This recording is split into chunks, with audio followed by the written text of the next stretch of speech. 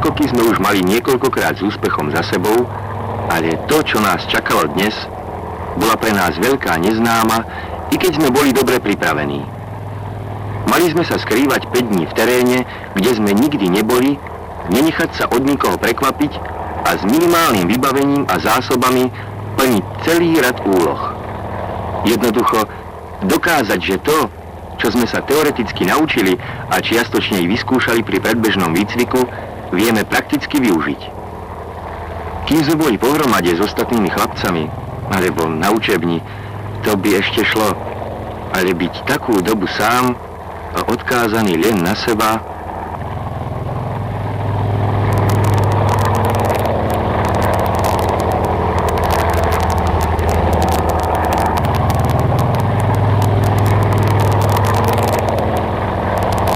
Chcel som si po ceste všetko zopakovať, ale naraz som zistil, že si vôbec nič nepamätám. Len to, že sa dá bez jedla vydržať 30 dní, keď je aspoň čo piť. Ako je asi ostatným chlapcom. Rád by som sa ich opýtal, ale mali dosť svojich starostí.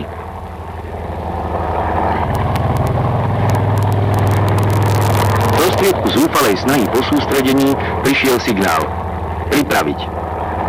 A keď som stál pri otvorených dverách a čakal na povel k zoskoku, naraz sa mi v hlave vyjasnilo a veril som, že to všetko dobre dopadne.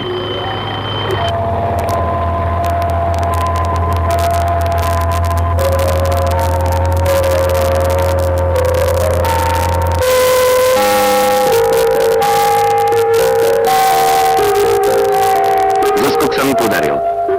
Zabalený padák som mal odovzdať na doskokovej ploche. Prvá úloha po zoskoku bola doraziť určenou cestou k stanu, vzdialenému asi 10 kilometrov, kde sme mali dostať materiál a nejaké zásoby na dobu pobytu. Koľko toho bude, to nikto nevedel. Cestu Prvý orientačný bod mala byť cesta, ktorá prechádzala lesom. Prebehnúť cez cestu v noci, to nie je zdanlivo žiadny problém.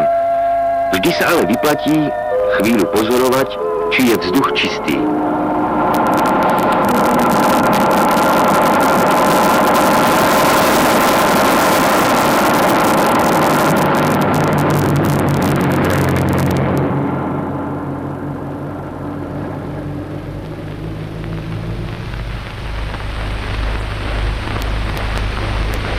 Keď má človek utajiť prítomnosť, musí dávať pozor, na čo stúpa, pretože keď praskne suchá vetvička, v noci je to počuť ako rana z dela.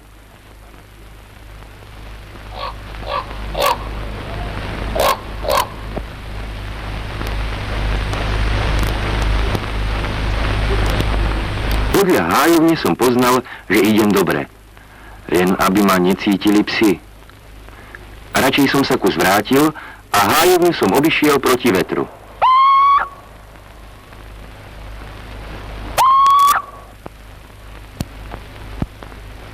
V stane na nás čakal veliteľ roty. Prima chlap. Naháňal nás, ale sám si tiež nič neodpustil. Dal mi 10 ostrých nábojov do samopalu a 1 konzervovú dávku potravín. V normálnej situácii je to prídel na 1 deň. A potom som si mohol vybrať 5 predmetov, ktoré som považoval za najpotrebnejšie. Človek by potreboval všetko, čo tam bolo, ale na dlhé uvažovanie nebol čas.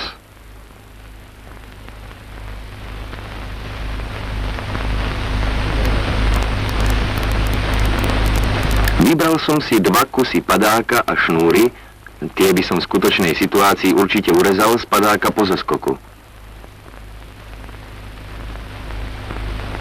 Hodinky budú dobré na určovanie času i svetových strán. Baterka sa hodí v noci i na signalizáciu.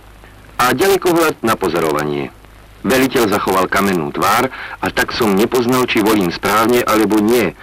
Len si všetko starostlivo poznamenal. Ale ten stisk ruky znamenal: ja ti verím a ty to dokážeš.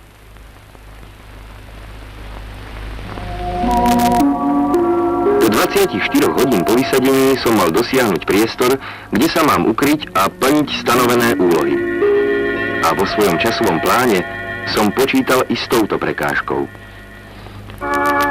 Plávať som sa naučil až na vojne, preto som pre istotu použil nafúknuté prezúvky. S nohavicami som to mal síce vyskúšané, ale potreboval som ísť ďalej a kde by som ich rýchlo ráno sušil.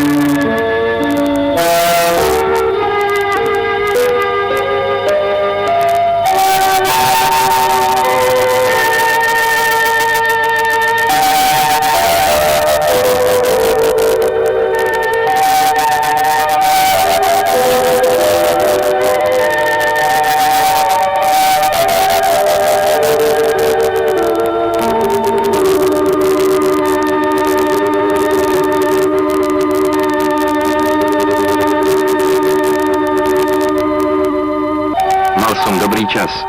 A preto som sa rozhodol, že sa trochu vyspím. A tento strom vypadal skoro ako ten z príručky, z ktorej sme sa učili, ako budovať prístrežky.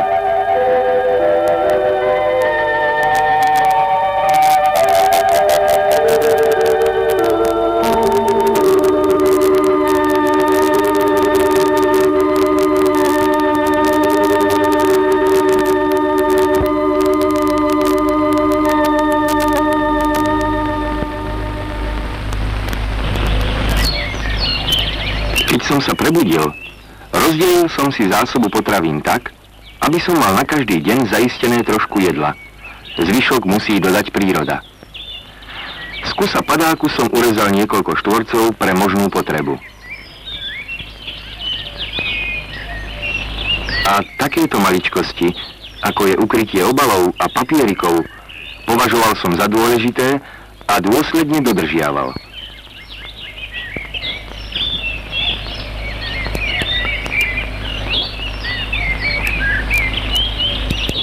V noci ma viedli hviezdy, cez deň som orientoval mapu podľa hodiniek a slnka.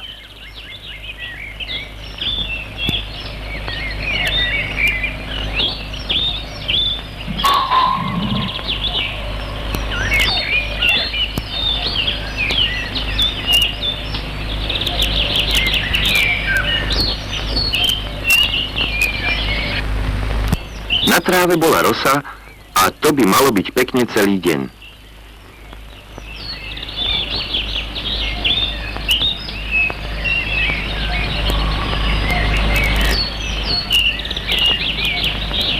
Černice už boli sladké a celkom ma osviežili. Škoda, že som mal tak málo času a nemohol som si urobiť zásobu. Možno budú i tam, kde sa usadím.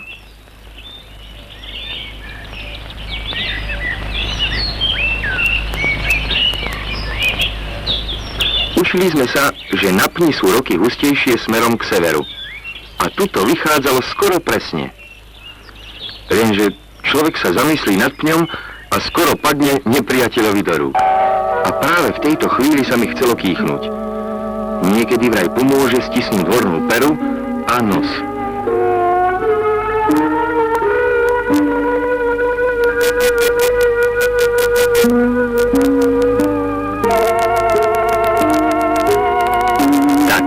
Zatiaľ je to pre mňa 1-0.